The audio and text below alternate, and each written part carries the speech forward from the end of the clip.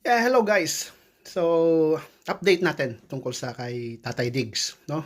Sa kanyang candidacy sa pagka-mayor sa Davao. So, sumagot na po si si Chairman Garcia ng COMELEC, no? Kasi tinanong siya ni Christian Esguerra tungkol doon sa questions na kung sakaling manalo si Digong, anong mangyari.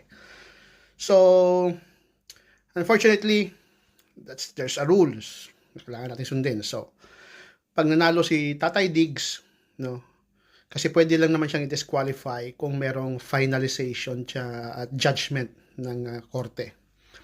So for now, wala pang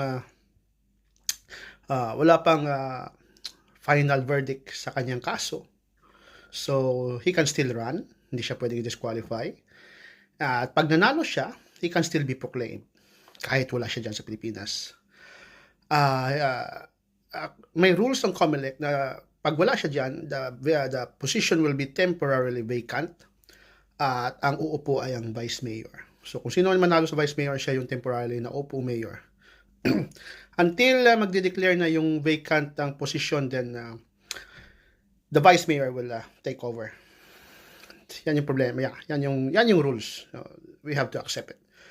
And the thing is, after the election, after the proclamation, wala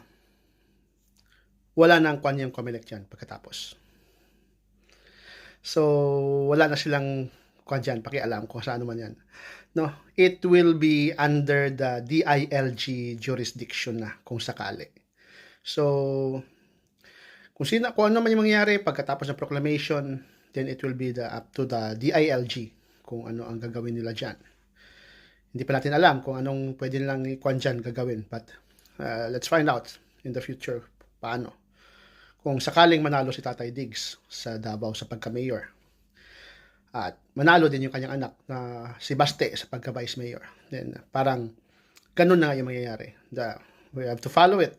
Wala tayong magagawa dyan. No, as a Filipino, we have to follow the rules. Yun lang yun. So, God bless everyone. Good afternoon. Shout out dito sa mga taga-UK. Love you. God bless. Babush. See you later.